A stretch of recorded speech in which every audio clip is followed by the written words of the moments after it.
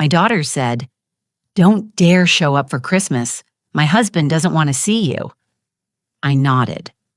On the morning of December 25th, they found out that the rent of their house, which I'd been paying for 3 years, was canceled.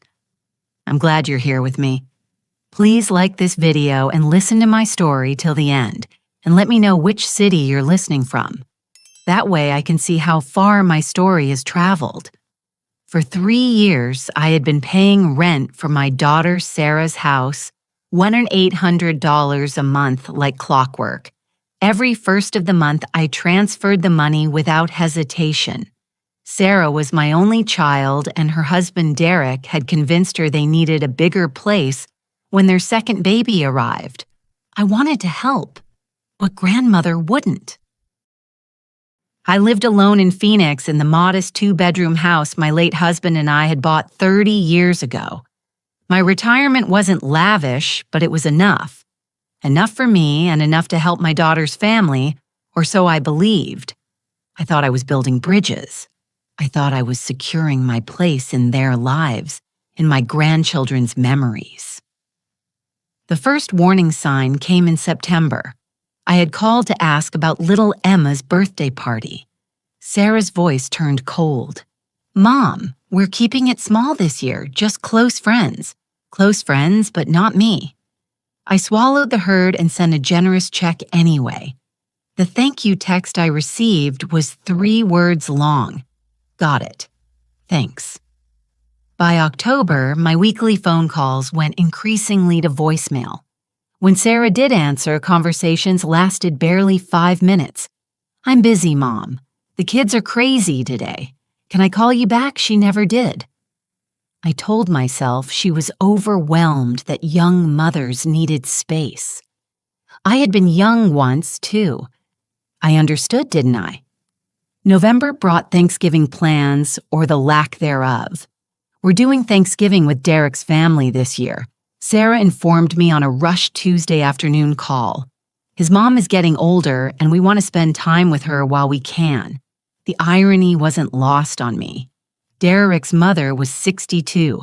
I was 67. But I smiled through the phone, wished them well, and ate turkey alone while watching football games I didn't care about. The rental payment still went through on November 1st. And December 1st, like clockwork. Then came December 15th. I had been planning my Christmas visit for weeks. Bought presents for Emma and baby Jackson, wrapped them in shiny paper with elaborate bows. I had knitted a blanket for Sarah, spending evenings in front of the television, every stitch infused with love and hope. Maybe Christmas would reset everything. Maybe I had been imagining the distance. I called to confirm my arrival date. Sarah answered on the 6th ring, her voice strained and distant. Background noise suggested she was in a car. "Mom, about Christmas. I'll arrive on the 23rd. I interrupted cheerfully, trying to fill the silence with enthusiasm. "That gives me 2 full days with the kids before the big day. I can help you cook, watch the children, whatever you need." "That's the thing, Mom." A pause. A long, deliberate pause that made my stomach drop. "We need to talk." Those 4 words. Has anything good ever followed them? Derek and I have discussed it, and we think it's better if you don't come this year. We need time as our own family unit. Derek's been stressed with work and having guests. Even family would just be too much right now. Guests. She called me a guest. Sarah, sweetheart.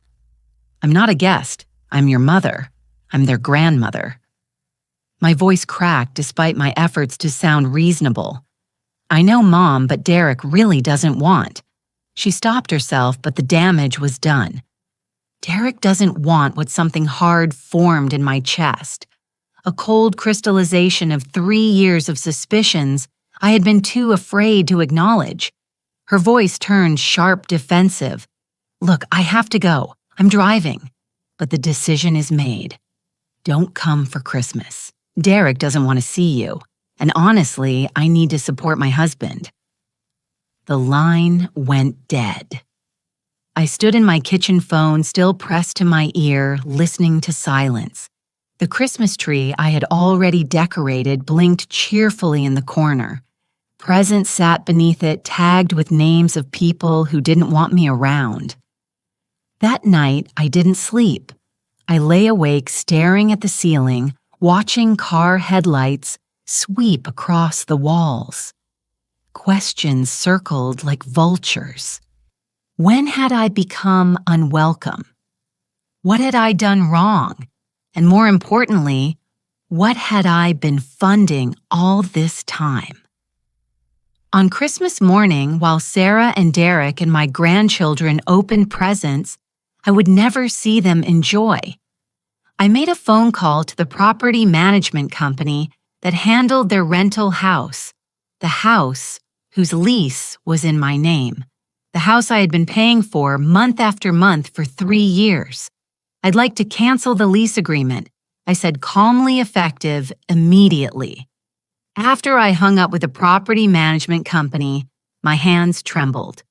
What had I just done? I sat at my kitchen table, the same table where I'd written $64,800 in rent checks over 3 years. $64,800. The number carved itself into my brain.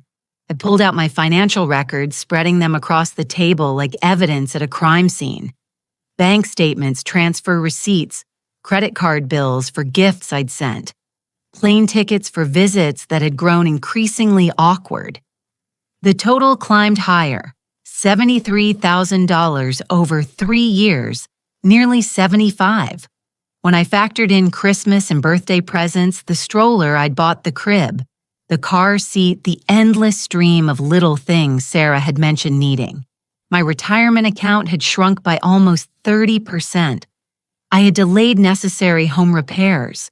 My car was 9 years old and making concerning noises. I wore the same winter coat I'd owned for 15 years, all while Sarah posted photos on Facebook of her decorative throw pillows and weekend trips to wine country. How had I been so blind? The fear hit me around noon. The property manager had been professional but firm. 30-day notice required lease termination processed. They would inform the tenants by end of business day. Sarah would know by evening. My phone sat on the table like a bomb waiting to detonate. What would she say? What would Derek do? I imagined Derek's face, the way his jaw clenched when he was angry. I'd seen it before directed at waiters, at customer service representatives, at anyone he deemed beneath him. Soon it would be directed at me. Part of me wanted to call back, cancel the cancellation, apologize, pretend it had been a mistake. But then I looked again at those numbers. $75,000. 3 years of being pushed further and further away. Derek doesn't want to see you. My daughter's voice echoed in my memory, flat and dismissive. No, no more. I made coffee, strong and black, and sat down with a notepad. If I was doing this, I needed to think clearly. I needed a plan, not just an emotional reaction. Derek was a corporate lawyer, arrogant and manipulative, but not stupid. Sarah had always been easily influenced, even as a child. Together, they would fight back, and I needed to be ready. First, I documented everything. I created a spreadsheet with every payment I'd made, rent, gifts, emergency funds I'd wired when Derek's bonus was delayed. I scanned receipts, downloaded bank statements, organized them in a folder labeled simply Sarah Financial Support 2022 to 2024. Then I reviewed the lease agreement. I had signed it at Sarah's request 3 years ago when their credit wasn't good enough to qualify for the house they wanted. Just as a co-signer, Mom Sarah had promised, "We'll take over the lease in a year." That never happened. The lease had renewed twice in my name alone with me as the sole financially responsible party. They weren't even on the paperwork. Legally, the house was mine to cancel. Ethically, that was the question that gnawed at me. Was I being cruel? Was I punishing my daughter for setting boundaries? But these weren't boundaries. Boundaries would be, "Mom, we need Christmas morning, just us, but please come for dinner." Boundaries would be, "Can we do every other Thanksgiving?" This was exile. This was using me for money while erasing me from their lives. By 3 in the afternoon, I had a plan. Simple, clear, unshakable. I would stop funding their lifestyle. The lease cancellation was step 1. Step 2 would be cutting off all financial support. No more emergency transfers, no more generous birthday checks, no more Amazon packages arriving at their door because Sarah had mentioned something in passing. I would not be cruel. I would not badmouth them or turn vindictive. I would simply stop paying. They were adults. Derek with his law degree, Sarah with her part-time marketing job. They could support themselves. They would have to. My phone buzzed at 4:47 p.m. A text from Sarah, all capital letters. "What did you do?" Another buzz. "Call me now." Another. "Mom, this is insane. You can't do this to us." I turned my phone face down and finished my coffee. The fear was still there, sitting heavy in my chest, but something else was growing alongside it. Resolve. For 3 years, I had made myself small, hoping to earn love through generosity. I had confused being needed with being wanted. That ended today. Tomorrow, I would call my own lawyer. I called Margaret Chen's office at 9:00 a.m. on December 26th. Margaret had handled my husband's estate after he passed, and I trusted her. Her secretary seemed surprised anyone was working the day after Christmas, but Margaret herself called back within an hour. "Linda, what's going on?" Her voice was warm but professional. I explained everything. The 3 years of payments, the gradual distancing, the Christmas exclusion, the lease cancellation. As I spoke, the story sounded even worse out loud. Margaret listened without interrupting the occasional "mean," confirming she was still there. "Do you have documentation?" she asked when I finished. "Everything. Every payment, every text message, every receipt." "Good. Email me the files today. We'll schedule a meeting after New Year's." "But Linda," she paused. "Are you prepared for this to get ugly? Family law situations often do, especially when adult children feel entitled to parental support." "I'm prepared," I said, though. My voice wavered slightly. "I need to know where I stand legally. Can they sue me for stopping support? Not successfully, but they can try. What concerns me more is the potential for harassment manipulation or using the grandchildren as leverage." Margaret's tone turned serious. "I've seen it before. Adult children who've become dependent on parental funds can become creative when that support ends." Her words proved prophetic by that evening. My phone had been buzzing intermittently all day. Calls from Sarah, texts from Derek, voicemails I hadn't listened to. I had spent the day organizing documents, emailing files to Margaret, and researching tenant rights in California where Sarah and Derek lived. The lease termination was legal and proper, 30 days notice. Everything by the book. At 7:00 p.m., my doorbell rang. I wasn't expecting anyone. Through the peephole, I saw Derek's face red and twisted with anger. Sarah stood behind him, arms crossed, eyes swollen from crying. They had driven 6 hours from California to Arizona to my home unannounced. My hand hovered over the doorknob. Everything in me wanted to hide, pretend I wasn't home, wait until they left. But I had started this. I needed to finish it. I opened the door but kept the security chain engaged. "Yes, we need to talk." Derek's voice was controlled but barely. "Now it's late and you didn't call ahead. This isn't a good time." "Not a good time." His voice rose.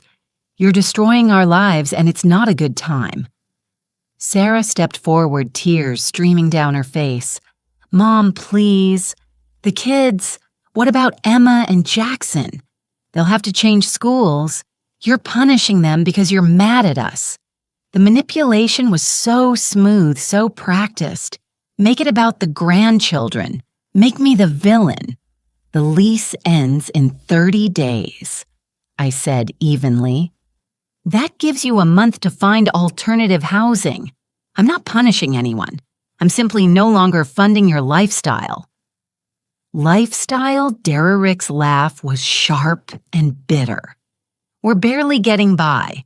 Sarah doesn't work full-time because of the kids. We need that house. Then you should have thought of that before disinviting me from Christmas, before treating me like an ATM instead of family. That's what this is about. Sarah's voice turned shrill. You're throwing us out because we wanted one holiday to ourselves. I looked at my daughter, really looked at her. When did she learn to lie so easily? This wasn't about one holiday. This was about 3 years of escalating disrespect, of being used and discarded. Sarah, I have texts going back months where you've ignored my calls, canceled visits, and treated me like an obligation. You took my money while cutting me out of your life. That ends now. Derrick's hand slammed against the doorframe, making me flinch. You spiteful old woman. We'll sue you for breach of contract, for emotional distress, for alienation of affection from the grandchildren. Derrick. I met his eyes through the gap in the door. I spoke with my attorney today. The lease is in my name alone. You have no legal standing, and if you continue harassing me, that attorney will file for a restraining order. The words came out stronger than I felt. Inside, I was shaking, but I held his gaze. Sarah tried another tactic, her voice breaking. Mom, please. I'm sorry if we hurt your feelings, but this is extreme. We can talk about this like adults. Let us in. No. I stepped back. You have 30 days. I suggest you start looking for apartments. I closed the door. Through the wood, I heard Derrick's furious curses. Sarah's sobbing, please. They stood there for 20 minutes before finally leaving. Their rental car's engine echoed in the quiet street. I called Margaret Chen's emergency line. They came to my house, I said, my voice finally shaking now that I was alone. Derrick threatened legal action. I need that restraining order.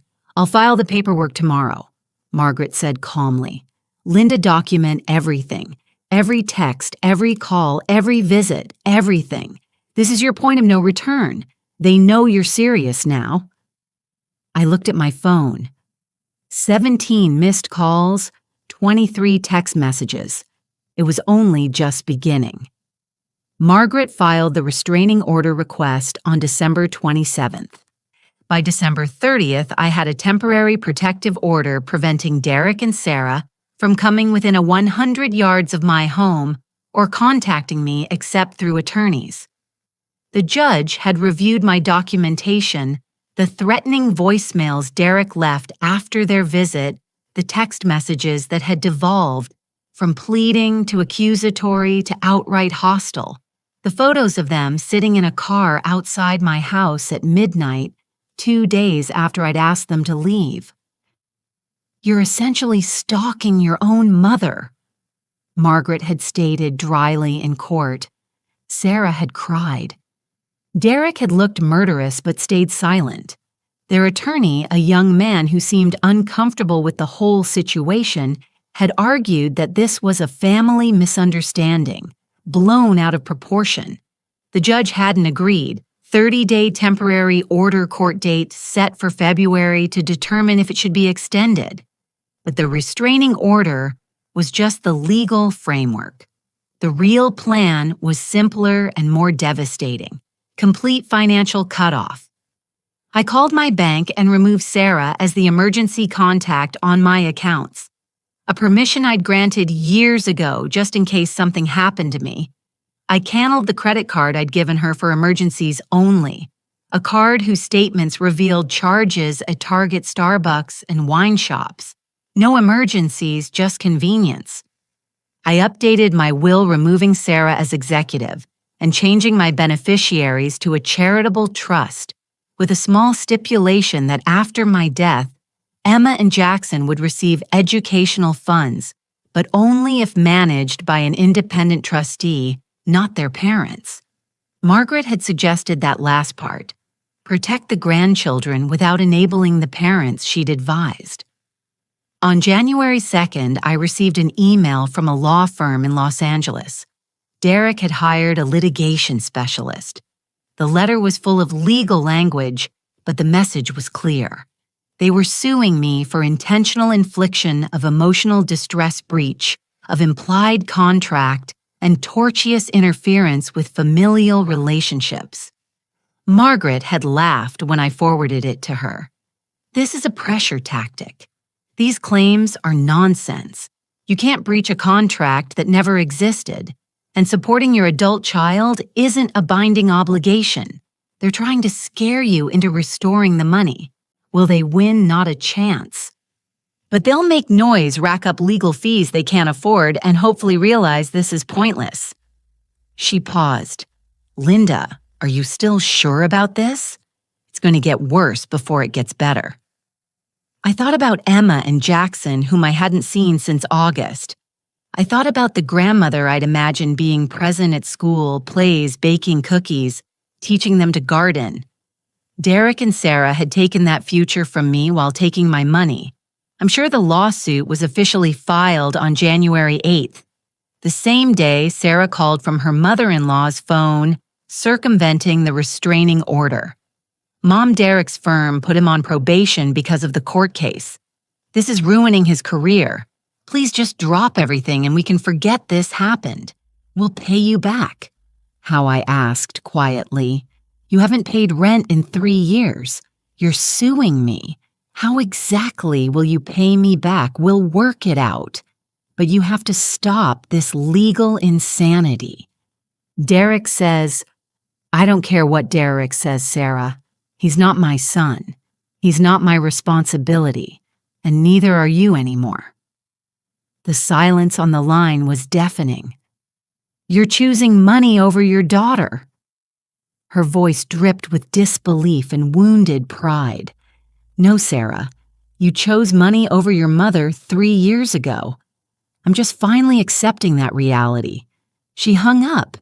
Within an hour, Derek called from an unknown number. You'll never see those kids again. He hissed before I could speak. Emma won't even remember you exist. You're dead to this family. I recorded the call. Margaret had set me up with an app for exactly this purpose. Another violation of the restraining order, more ammunition. But that night, alone in my house with the recorded threat still echoing in my mind, I broke down. I sat on my kitchen floor and sobbed for the daughter I'd lost, for the grandchildren being used as weapons for the 3 years I'd wasted, hoping love could be bought. I took the next 5 days off from everything.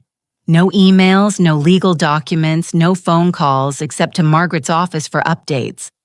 I watched old movies, took long walks in the January desert cold, visited a friend in Tucson who listened without judgment. I needed to remember who I was before I became an ATM machine with a grandmother's face. By January 14th, I felt stronger, not happy, but resolved. And that's when they tried a different approach. The email arrived from Sarah's account on January 15th, but the tone was different. Soft, apologetic, almost childlike. Mom, I've been doing a lot of thinking. Derek and I both have. We realize we've handled this all wrong. You're right. We took you for granted. We treated you like an ATM instead of family. I'm so sorry. I want to fix this. I want you back in our lives and the kids' lives. Emma asked about you yesterday. She wanted to know when Grandma Linda was coming to visit. It broke my heart. Can we start over? No lawyers. No fighting, just family. I'll tell Derek to drop the lawsuit. We can work out a visitation schedule. Maybe you could come see the kids next month. They miss you so much. Please, Mom. I miss my mother. Love, Sarah. I read the email 3 times. Each time something felt wrong. The phrasing was too careful, too calculated. We can work out a visitation schedule, as if access to my grandchildren was a privilege to be negotiated, a carrot to dangle. I forwarded it to Margaret without responding. Her reply came within an hour. Classic manipulation. Notice she's offering access to the grandchildren, but making no mention of the money situation or accepting responsibility for the financial exploitation. She's trying to reset the relationship on her terms. Don't respond yet. Let's see if she follows through on dropping the lawsuit. Talk is cheap. I didn't respond to Sarah for 3 days' silence. I focused on rebuilding my own life, the life that had shrunk to fit around their needs. I called my friend Janet, whom I hadn't seen in months because I'd been too busy being available for Sarah's emergencies. We met for lunch. You look different, Janet said, studying me across the table at our favorite cafe. Tired but clearer somehow. I told her everything. 3 years of financial support. The Christmas rejection, the canceled lease, the lawsuit, the restraining order.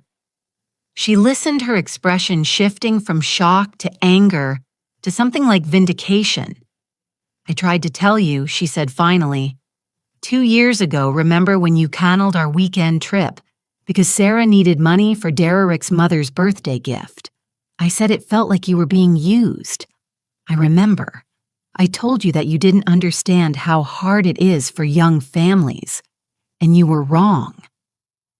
Janet's voice was gentle but firm. Young families struggle. What Sarah and Derek did was exploitation. There's a difference. The validation felt like cool water on a burn. I hadn't realized how isolated I'd become, how much I'd been second-guessing my own perception. My lawyer says they'll probably escalate before they accept defeat. I said I'm scared they'll turn up at my door again or worse. Janet pulled out her phone. You're staying with me if you need to. My guest room is yours, and I'm introducing you to my book club. We meet Thursdays. You need people around you who aren't trying to drain you dry. That Thursday, I attended my first book club meeting in Janet's spacious living room. 8 women ranging from their 50s to early 70s, all sharp and funny and refreshingly direct. When Janet introduced me and mentioned I was going through some family legal issues, the floodgates opened. My son tried to guilt me into refinancing my house to pay for his divorce. One woman said, "My daughter didn't speak to me for a year because I wouldn't co-sign a loan for a car she couldn't afford," said another.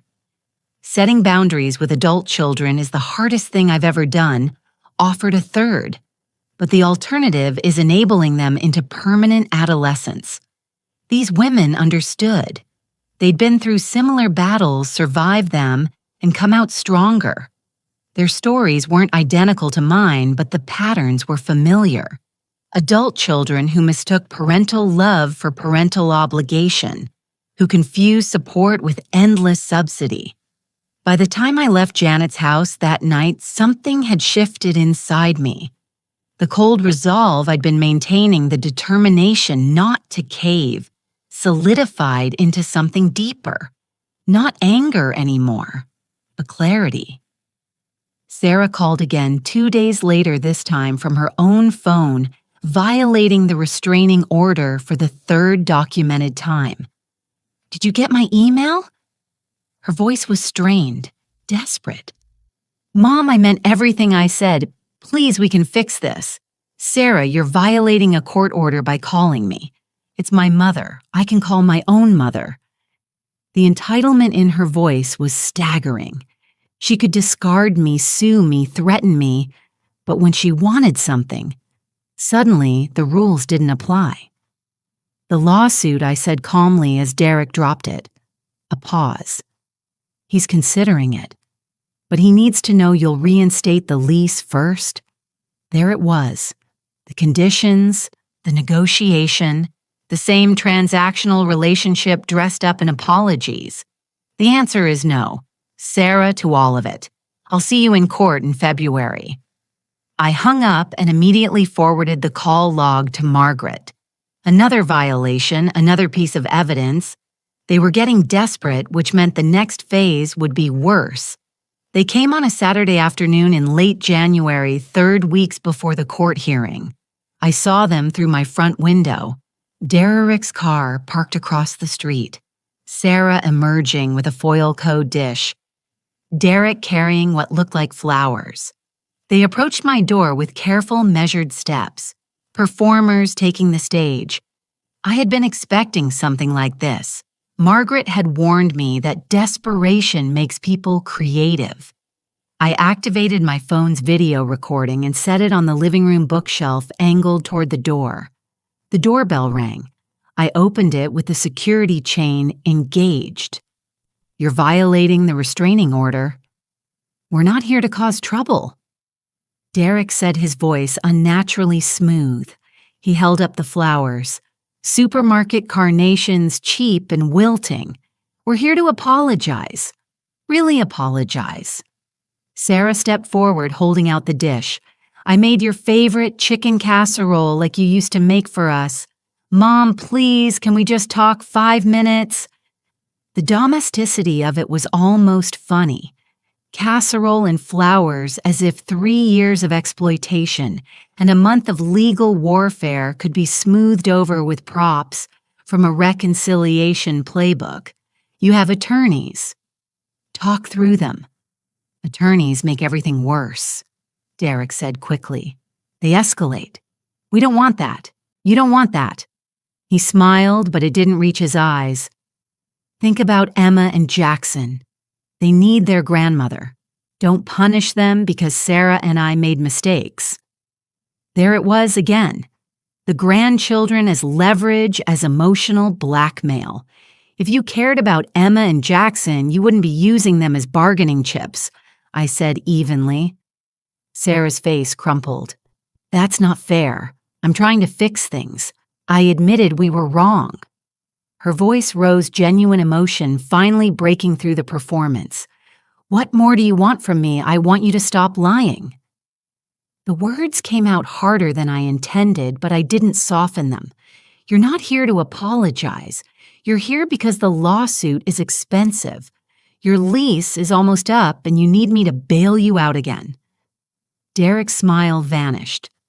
We drove 2 hours to make peace with you and this is how you respond. You really are a selfish Derek. Sarah put a hand on his arm, but he shook her off. No, she needs to hear this. He stepped closer to the door, his face weening. You know what your problem is, Linda? You think money gives you control. You think you can manipulate us by cutting off support, force us to come crawling back. But we don't need you. Then why are you here? The question hung in the air. Derek's jaw clenched. Sarah looked away. For the kids, Derek said finally, but the words sounded hollow even to him. Because despite everything, Sarah still loves you. Because family should mean something. Family does mean something, I said quietly. It means not treating your mother like an ATM. It means not uninviting her from Christmas and then acting surprised when she stops paying your bills. Sarah's mask cracked completely. You want to know the truth, Mom, fine. Derek's firm cut his hours. We're drowning in debt. We can't afford a new place without a co-signer, and everyone we've asked has said no. We need that lease reinstated.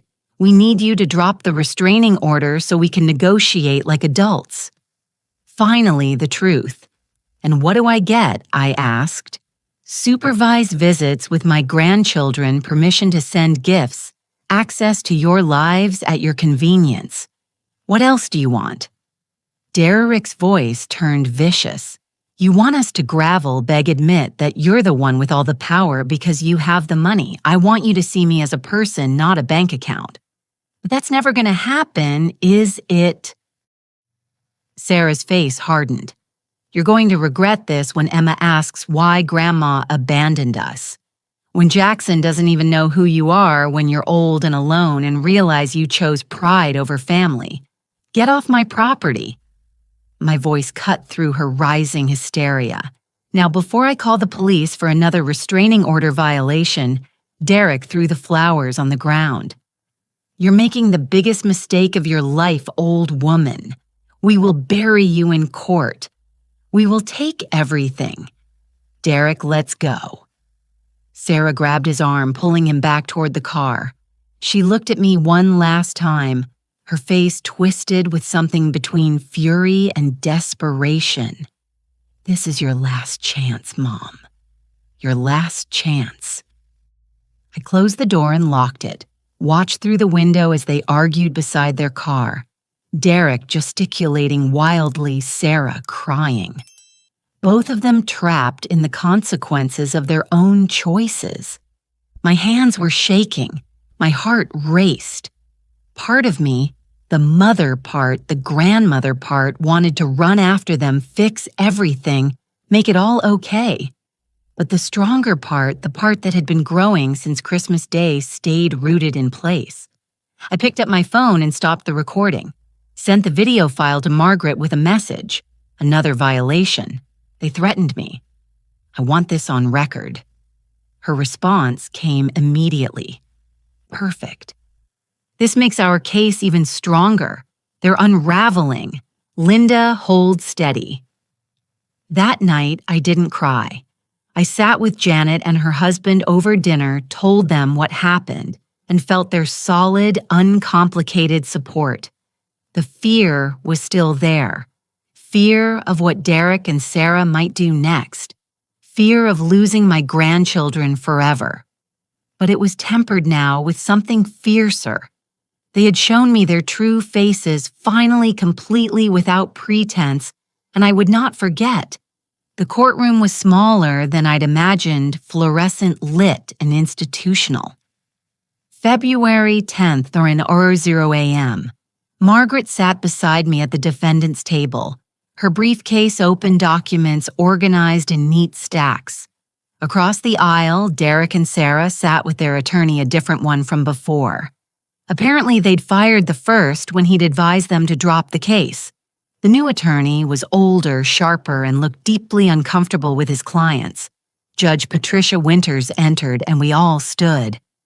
She was in her early 60s, silver-haired with the expression of someone who'd seen every variety of family dysfunction and wasn't impressed by any of it. "This is a motion to dismiss," she announced, scanning the documents. "The plaintiffs are suing for intentional infliction of emotional distress, breach of implied contract, and tortious interference with familial relationships. The defendant has filed for dismissal on grounds that these claims have no legal merit." She looked up. "Counselor Rodriguez, you may proceed." Sarah and Derek's attorney stood. "Your Honor, my clients have suffered significant harm due to the defendant's actions. Mrs. Wilson abruptly terminated a 3-year housing arrangement, causing financial distress and emotional trauma. The defendant's actions were motivated by spite and designed to punish."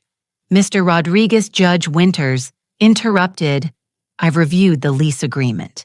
It's in the defendant's name alone. The plaintiff and her husband are not listed as tenants. How can terminating one's own lease constitute tortious interference?" Rodriguez stumbled. "The arrangement was understood by all parties to be long-term.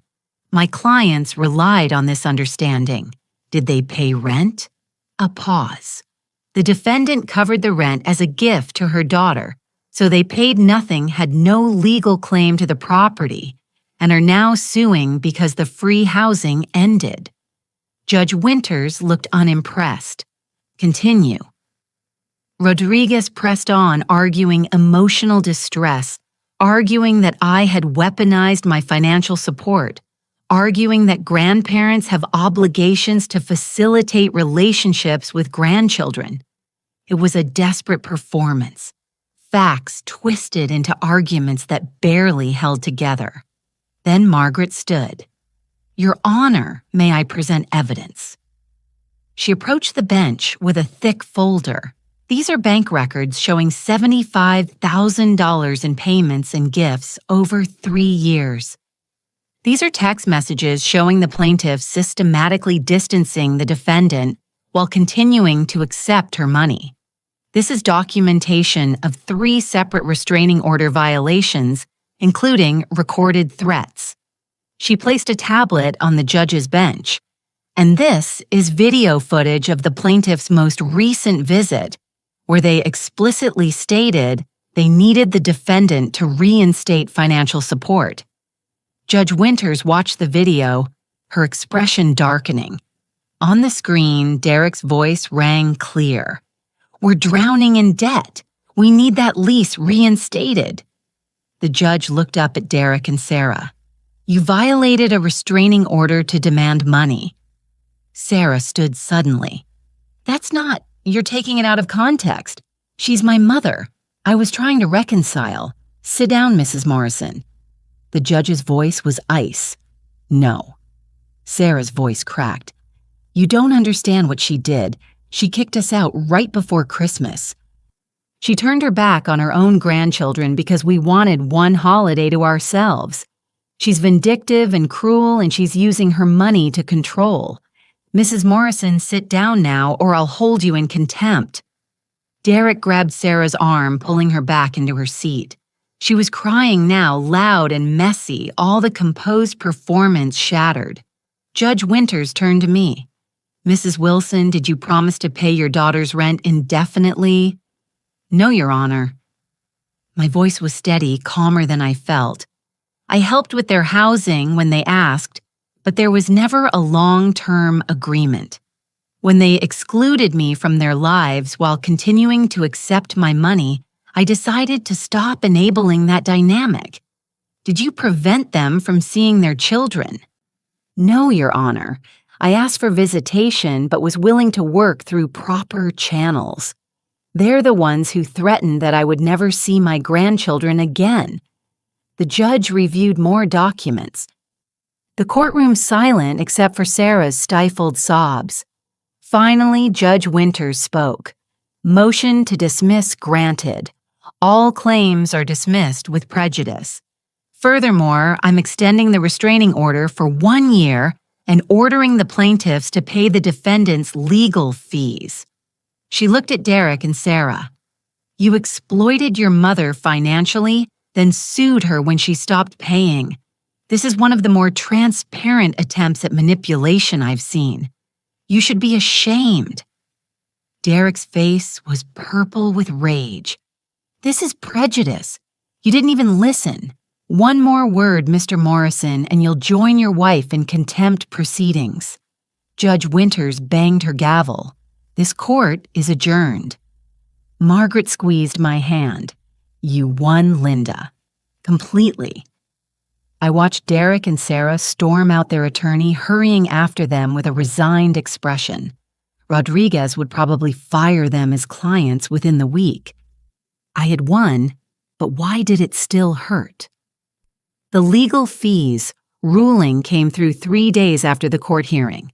$12,400. Derek and Sarah had 30 days to pay or face wage garnishment.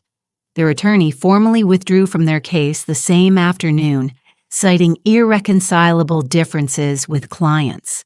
Legal speak for they're impossible to work with. Margaret called with an update a week later. They filed for bankruptcy. I was in my garden pruning roses in the February sunshine. What Chapter 7? Liquidating everything. The lawsuit costs broke them, and apparently Derek lost his job. His firm doesn't keep associates who generate negative publicity. Sarah's trying to work full-time, but daycare for 2 kids is eating whatever she makes. Margaret's tone was neutral professional. They're moving into Derek's mother's basement in Oregon. Signed a lease for it last week. Oregon 2 states away, even farther than California had been. What about the legal fees they owe me discharged in bankruptcy? You won't see that money. She paused. I know that's not what you want to hear, but Linda, You didn't do this for the money. You did it to stop being exploited. That goal succeeded. She was right. The $12,000 was pennies compared to the $75,000 I'd already spent. This had never been about recovering funds. It was about recovering dignity. But the next part surprised me. Margaret continued. There's something else. Sarah's mother-in-law called my office. She wants to facilitate supervised visits between you and the children. Says Derek and Sarah are too unstable right now, and she thinks Emma especially needs grandmother figures in her life. Derek's mother wants to help me. Apparently she's not a fan of her son's behavior. She used the word appalled several times. 2 weeks later, I received a formal letter from Patricia Morrison, Derek's mother, written in careful cursive on cream stationery. Dear Linda, I owe you an apology, though I'm sure you don't want to hear from any Morrison ever again. I've known for some time that my son and your daughter were taking advantage of you. I said nothing, and that was cowardice. I told myself it wasn't my business. They're living in my basement now with the children. It's crowded and tense. Derek is bitter and unemployed. Sarah is exhausted. But the children shouldn't pay for their parents' failures. If you're willing, I would like to arrange video calls between you and Emma and Jackson. Perhaps when things settle, in-person visits. No pressure, no manipulation, just a grandmother's attempt to do right by children who deserve better. Respectfully, Patricia Morrison. I called her the next day. Patricia answered on the first ring, her voice warm but cautious. We talked for an hour. She told me Derek had always been entitled, that she'd tried to teach him accountability, but his father had spoiled him. She told me Sarah seemed broken, depleted, a shell of the person she'd been 3 years ago. They destroyed themselves, Patricia said quietly, and they're trying to destroy each other now. I hear them fighting at night. Derek blames Sarah for pushing you away. Sarah blames Derek for the lawsuit. Neither of them takes responsibility, and the children. Emma asks about you sometimes. She remembers baking cookies with Grandma Linda. She's confused about why you disappeared. Patricia's voice cracked slightly. I told her sometimes adults make mistakes and relationships need time to heal. But Linda, she's 6 years old. She shouldn't have to understand these things. We arranged a video call for the following Saturday. Patricia would supervise making sure Derek and Sarah stayed out of frame and kept quiet. I spent the week preparing baked cookies, even though Emma couldn't eat them through a screen. Bought a new shirt, practiced what I'd say. When Emma's face appeared on my laptop screen, something in my chest loosened. She'd grown lost, a tooth hair longer still, those same bright eyes. Grandma, her face lit up. Where have you been? I've been here, sweetheart. I've missed you so much. We talked about school, about her drawings, about the new friend she'd made. She showed me a stuffed elephant she'd gotten for Christmas from Patricia, since Sarah and Derek apparently couldn't afford gifts. Baby Jackson appeared briefly, toddling into frame, not recognizing me but waving anyway. After 30 minutes, Patricia gently ended the call. Same time next week. She asked me off camera. Yes, please. That night, I finally felt something other than vindication or resolve. I felt hope, not for reconciliation with Sarah and Derek. That bridge was ash, but for connection with Emma and Jackson. Patricia was giving me what their parents had stolen. Access to my grandchildren on terms that didn't require me to fund anyone's lifestyle or tolerate anyone's abuse. Derek and Sarah's defeat was complete. Bankruptcy, unemployment, forced to live in Derek's mother's basement, their relationship deteriorating under the weight of consequences they'd built themselves. No money, no house, no legal recourse. And now Derek's own mother had sided with me. I didn't celebrate their suffering, but I didn't mourn it either. They'd made their choices. These were the results. By April, my life had transformed in ways I hadn't imagined possible. The money I'd been spending on Sarah's rent, $1,800 monthly now, went toward things I'd been postponing for years. I fixed my car's transmission, replaced my aging water heater, booked a trip to visit my sister in Vermont for her 70th birthday. Small things, but they felt revolutionary. Janet and I became inseparable. Book club expanded into weekly dinners, spontaneous day trips to Sedona, early morning hikes. She introduced me to her spin class. I lasted 15 minutes the first time, but worked up to 30 by month 2. I was rediscovering energy I'd forgotten I had. "You look 10 years younger," Janet said one Saturday as we browsed a farmer's market. "Seriously, Linda, whatever face cream you're using, I need some. It's called not being financially drained by ungrateful relatives," I said, and we both laughed. The video calls with Emma and Jackson became the highlight of my weeks. Patricia kept her word. Every Saturday at 10:00 a.m., the kids would appear on screen, increasingly comfortable with our new routine. Emma showed me school projects. I read them stories. Jackson, now talking in full sentences, called me Gamma Yinda. Patricia sometimes joined the calls, and we discovered we had much in common. Both widows, both lovers of gardening, both disappointed in our children, but determined to love our grandchildren anyway. In May, Patricia invited me to visit Oregon for Emma's 7th birthday. "Small party, just family," she said carefully. "Derek and Sarah won't be there. I'm sending them to his brother's house for the weekend. Emma doesn't know you're coming. It's a surprise." I flew to Portland with a suitcase full of gifts and my heart in my throat. Emma's face when she saw me, pure, unfiltered joy, made every moment of the past 5 months worth it. "Grandma Linda, you came. You really came."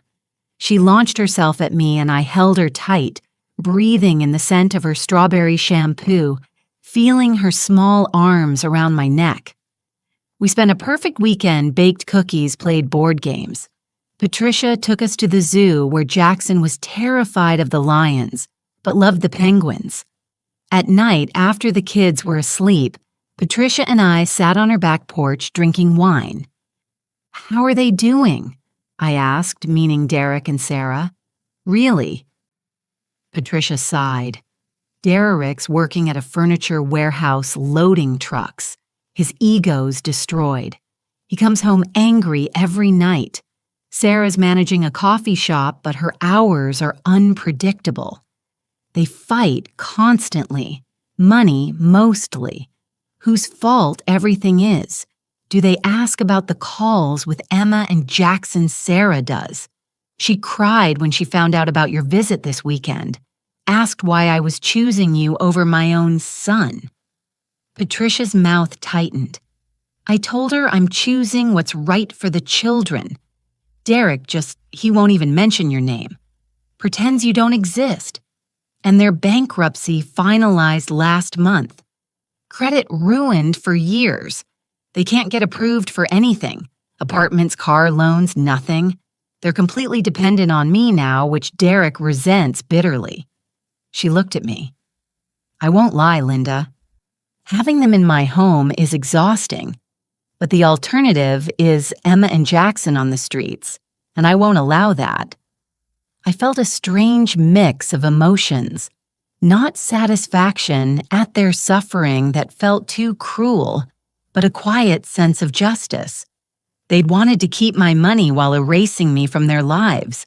Now they had neither money nor independence, while I'd rebuilt connection with the grandchildren through someone who respected boundaries. Back home in Arizona, I enrolled in a pottery class I'd been eyeing for years. Terrible at it, but it made me laugh. Started volunteering at a literacy program teaching adults to read. Adopted a rescue dog, a gentle golden retriever mix named Sunny, who followed me everywhere and slept at the foot of my bed. Margaret called in June with news that made me set down my coffee. Sarah filed for divorce. She what filed last week. Irreconcilable differences. Seeking full custody. Derek's apparently blindsided. His mother called me.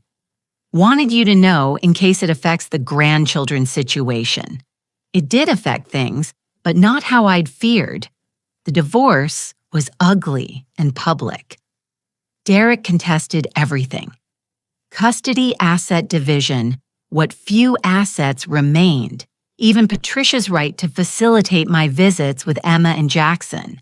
The judge was unimpressed with his arguments, especially when Sarah's attorney presented evidence of Derek's verbal abuse, his unemployment, his refusal to contribute to household expenses, while living rentree in his mother's home. By August, Sarah had full custody. Derek had supervised visitation every other weekend, and Sarah, freed from Derek's influence, reached out to Patricia with a message.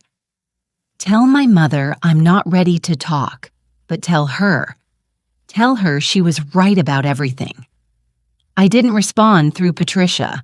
Sarah needed time and so did I. Maybe someday we'd rebuild something, maybe not. But I had Emma and Jackson. I had my own life back. And I had learned the most valuable lesson of all. Love without boundaries isn't love. It's exploitation with a prettier name. Meanwhile, Derek had moved into a studio apartment funded by court-ordered support payments he resented paying. His social media, which I checked exactly once at Janet's insistence, showed a bitter man posting vague complaints about family betrayal and women who turn on you. Their empire of entitlement had collapsed entirely. Mine was just beginning to bloom. Here's what I learned. Generosity without respect becomes servitude. Supporting family doesn't mean funding their dysfunction. And sometimes the most loving thing you can do is say no. I didn't lose a daughter by stopping the payments. I'd already lost her the moment she chose my money over my presence. I just finally accepted what was already true. To anyone listening who feels trapped in a similar situation, being used by family afraid to set boundaries because you might lose them, ask yourself, do you really have them now? Or do you just have access to people who tolerate you for what you provide? Setting boundaries cost me temporary pain but earned me permanent peace. My grandchildren are back in my life. My bank account is my own. My home is mine. My future is mine. Would you have done the same? Could you cut off your own child to save yourself? It's the hardest question I've ever faced, and I still wonder sometimes if I made the right choice. But then Emma calls me on Saturday mornings and Jackson sends me crayon drawings. And I look at my life full of friends, hobbies, peace. And I know I didn't lose anything real. I just stopped pretending exploitation was love. What would you do? Thank you for listening to my story.